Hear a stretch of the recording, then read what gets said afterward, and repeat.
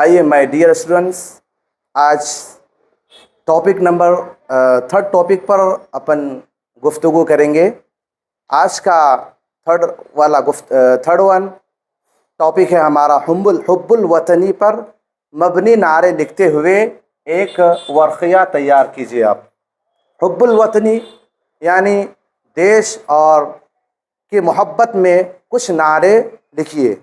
आइए नंबर 1 पे देखिए, हमारा वतन दिल से है प्यारा वतन।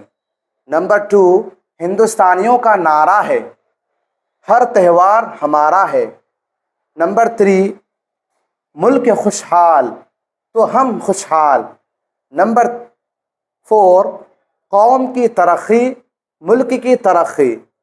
एंड लास्ट 5, मुल्क मेरी शान है मुल्क मेरी जान है। Thank you.